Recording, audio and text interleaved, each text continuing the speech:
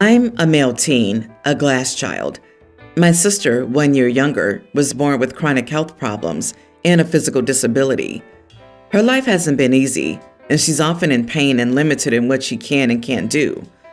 It meant our parents were always making special time for her and doing what they could to let her enjoy being a kid.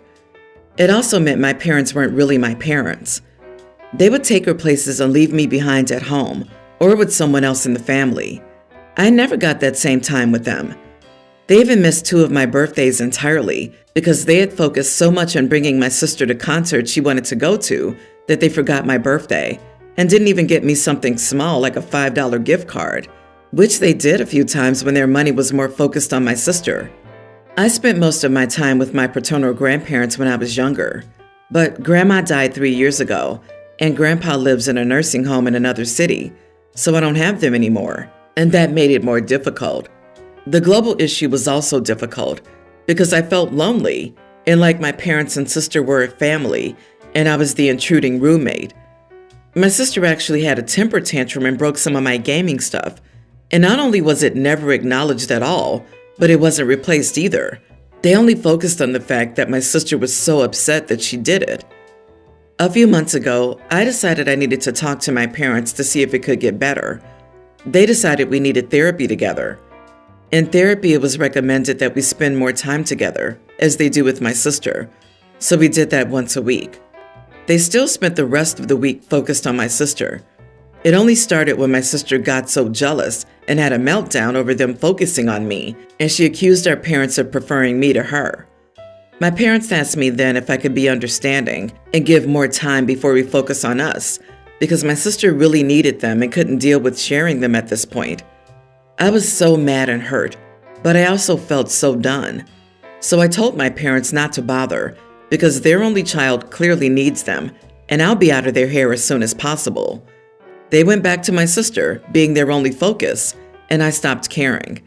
This made them suggest all 4 of us go to therapy, but with someone new, since the old place we went to wouldn't be happy with them ignoring the advice. They told me that was all that would work now. I said no. They told me this is how we work on things all together and fix things. I told them it was too late. I didn't have them as my parents for my whole life, and I'm expected to be okay with that until my sister feels okay about sharing. I told them they chose whose feelings mattered more, and just like always, they put her first. So I was done, and I didn't want to fix it. They've begged me a few times since, and they told me they're willing to work on it, so I need to be reasonable. Am I the idiot? Not the idiot. They don't want therapy. They want someone to agree with them and tell you to accept their neglect of you. Tell them if they're so desperate, you're willing to go back to the original therapist so they can own up to their failures and get coping resources or coping skills for when your sister has a meltdown because she's jealous of you getting a few scraps of your parents' time. They're not doing her any favors here either. Your parents are weak and inadequate. I completely agree with this. As a compromise and to get them off your back, offer to return to the original therapist. If they decline, which they will do, as they don't want to be told they're handling this wrong, then you've gone above and beyond for them, and they can't guilt trip you further. All the very best for your future. You deserve so much more than your family are prepared to give you. You are the idiot. I think it's the wrong decision. You're likely to be living with your family for a couple of more years. Therapy might make it a bit better. You had a family who cared, your grandparents. Many more go through far worse. Avoid pity parties. They don't work for anyone. Be above the blame game. Make the best of it and be thankful for what you have. The privilege you have of being in a family that obviously cares for and raises a disabled child. It's hard. Don't make it a me or my sister manifesto. Chin up. You got this. Last weekend was my dad's funeral. I planned it since my mom has been a wreck. My mom and my sister are not close. I'm also not close to her, and I think she's an idiot, so I'm probably biased.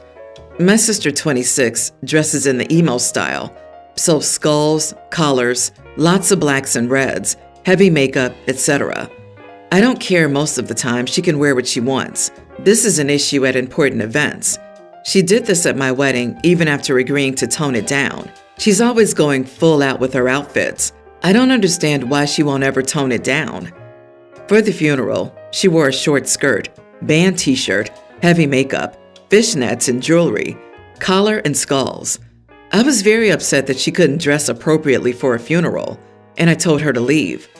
She got angry when I told her to go home and put on a respectable outfit. She stayed until my mom told her to get out since she couldn't dress appropriately. She left and didn't come back. Many people who saw her outfit agreed she was out of line for a funeral.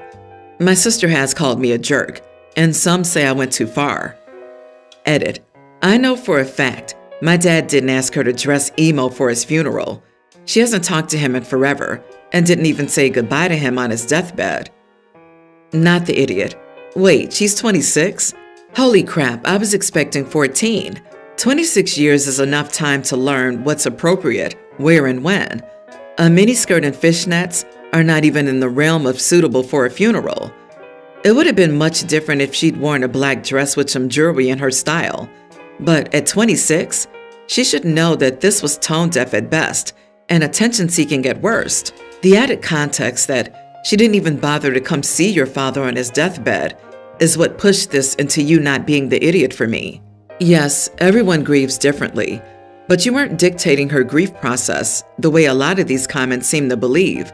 You were just trying to make the funeral a respectful atmosphere for the sake of your mother. You are the idiot. My sibling recently passed away, and I was also responsible for a lot of the funeral details. Some of my siblings' clients came to the service dressed in jeans and a t-shirt. Lots of my siblings' friends came in goth attire, and one of my siblings' former friends even came in a full-on darn pirate's costume. I didn't ask any of them to leave because how they chose to dress to process their grief and honor my sibling was completely private for them. What are you really angry about? Dealing with your father's death alone? Not being able to keep the public expression of grief to yourself? The absence of your sister causing your father pain in his final days? Or your sister's outfit? You should be sure of what you're mad at and not just projecting onto something. You're reading too far into it. I mean, OP can be upset that her sister didn't visit their dad or help with the funeral and be upset about the outfit. She can be angry at both issues separately because they are separate issues. Regardless of whatever issue we've had, funerals are not the event for your self-expression. She can be angry that her emo sister somehow didn't have enough black clothes in her closet to come up with one single outfit appropriate for her dad's funeral. My husband and I have a home that has a garage underneath our living space. Since summer's upon us, he's been having his buddies over for his typical summer shindigs. This is normal and I have zero issues with it. Up until this year, I was also down in that garage hanging out with everyone. But this year we have a baby. She was 5 days old when this happened. Now, my husband is a great man and a fantastic father and has really cut back on having people over. However, it's like his buddies are so excited to get back here that they turn ignorant once we finally do open our doors. This was the hangout spot because we have a huge fire pit, billiards, karaoke, and a bar. This past weekend, my husband had people over to kick off summer, and he has one friend who we'll call Nate, who's never really been mindful of anything around him. He's like a giant kid, despite being well into his late 30s. He showed up on his brand new motorcycle and parked it in our garage. We were supposed to get rain, so I couldn't tell you why he drove his bike, but I'm assuming he just wanted to show it off. There were probably about 8 people here, I think. I was upstairs with our baby, told my husband to have a good time, and went about my night. Well, my husband took off around 7 or 8 p.m.-ish to grab a beer, leaving Nate and the other guys in the garage, except for John, who went with my husband. The store's only 5 minutes away.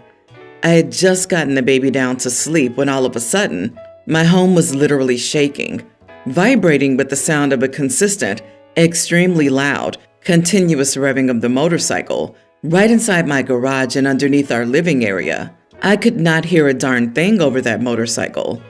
To paint a picture here, when the guys are over and in the garage, you can literally hear them speaking.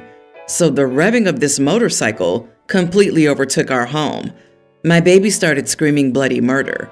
I'm trying to cover her ears, but that's just not doing anything. I grabbed the baby and went outside, where the sound was much quieter, went to the garage and lost my temper entirely. I told Nate that he was an inconsiderate darn idiot. He knows how thin that floor is. He knows our living area is directly above the garage, and that we have a brand new baby. And he decided to show how big a man he was by revving the crap out of his Harley in the garage for, not kidding, 5 minutes straight. I told him he had to leave. He apologized, said he forgot, he wasn't thinking, etc., etc. My husband shows back up. The baby is still screaming bloody murder in my arms. My husband takes the baby and asks what's going on. And I, still angry, loudly told him how Nate decided to rev his bike up for 5 minutes and probably gave the baby a migraine because of how loud it was upstairs, and that he needed to leave. My husband looked at Nate and said, "Why would you do that?" And Nate got angry and said, "I already said it. I just wasn't thinking." My husband turned to me and said we should move on, but I was honestly so angry that I said we would move on once Nate was gone. This isn't the first time he's been incredibly inconsiderate. My husband just let out a sigh, shook his head and said, "Maybe everyone should leave. This was a bad idea," and walked upstairs with the baby. Nate's girlfriend turned to me and said, "It was an honest darn mistake, and you just became so unhinged that you embarrassed your husband. I hope you feel good about yourself, psycho." Everyone left without looking at me, and my husband hasn't said anything to me about it other than he gets it. Am I the idiot? Edit. I was probably still angry because Nate came here when the baby was a couple of days old and started screaming and talking as soon as he walked in, which caused the baby to cry too. When I told him to quiet down, he said, "You need to be loud around babies so they'll sleep through it," and kept being disrespectful until my husband took him outdoors. So he's just not respectful at all. I told my husband he could have his buddies over. He made it clear to them that no one was allowed in the main house, and I heard him repeat several times that the baby was upstairs and to be respectful. I have zero issues with my husband having people over. My husband is a darn good man, and he respects me above all else. Was having people over with a brand new baby the best idea? Probably not. But he also hasn't hung out with anyone for months because the last 2 to 3 months of my pregnancy were extremely rough, and I needed a lot of help, so he was unavailable to everyone. He deserved a night, and I feel terrible that I cut it short without meaning to. Nate waited until after my husband left to go to the store to act like a teenager. He wouldn't have done it if my husband was here. Nate's girlfriend turned to me and said, "You just became so unhinged that you embarrassed your husband. I hope you feel good about yourself, psycho." Well, that witch should not be invited over again, with or without Nate. What a couple of darn morons. The others seem okay and understanding, but I'm totally on your side. Not the idiot, of course. It wasn't a mistake, or else he wouldn't have waited for OP's hubs to leave. Nate is a prolapsed idiot, and he and his girlfriend deserve each other. A baby's sleep is sacred, and I will punch anyone who wakes the baby up after I painstakingly rock mine to sleep for over an hour. Your husband needs better friends. Also, stop inviting idiots over. Of course this woman would say that.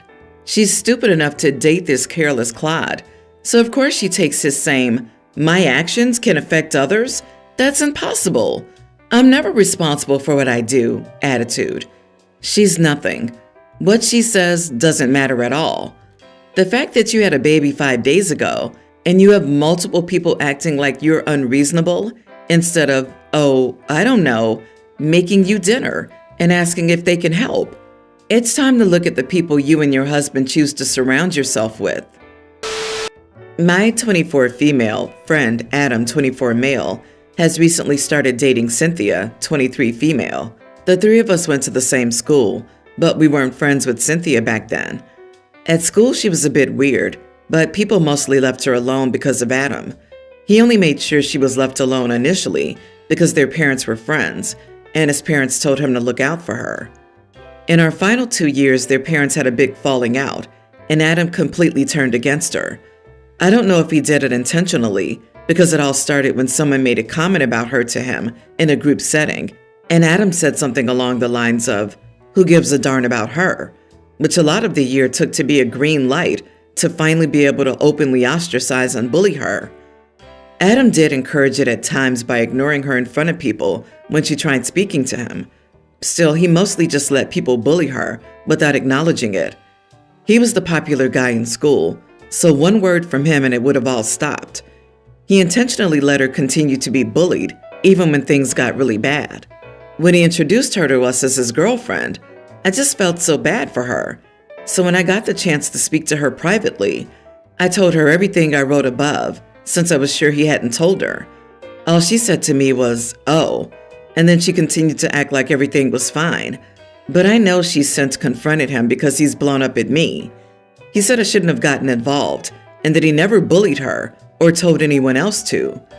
He claims that he wouldn't have done that to her, but I think he's just rewriting history. A lot of our friends are people we went to school with, so they obviously don't want to be reminded of what idiots they all used to be, so they're siding with him. Was I actually the idiot here? What did you do to stop Cynthia's bullying and ostracization? Did you befriend her or tell people to stop? Or were you just watching from the sidelines like Adam? You are the idiot for thinking it's a huge negative on Adam and blaming him for Cynthia getting bullied. So unless you defended Cynthia yourself, you're being a huge hypocrite. It absolutely does not matter because OP's not dating Cynthia. Does it make OP a hypocrite? Maybe. Does it make OP a crappy person if they stood there and let her be bullied? Perhaps. Do you think Cynthia cares? No. I also would only care what my boyfriend did. Now, OP is shifting all the blame to Adam and not taking responsibility for their own actions or lack thereof. I'm bewildered by the reaction here. You told her the truth about how we encouraged her bullying in the past. People sure like to keep inconvenient truths hidden. Not the idiot. Why even bring it up at all? Why would you take their word for it over your boyfriend? Especially when it's their own skewed interpretation of something that indirectly happened years ago. OP, at no point in your post do you point out that Adam actually bullied Cynthia in any way. Are you trying to sabotage this relationship because he once mentioned he didn't care about a girl in high school and then ignored her sometimes? That's it? You are the idiot. Stop acting like Adam was some god who had mind control over the bullies. He actively discouraged the bullying for years, and then the one time he didn't due to the families having a fight, it's somehow his fault that the other kids were nasty to her? You're the person who can't let who she was in high school go and doesn't think she should be with your friend.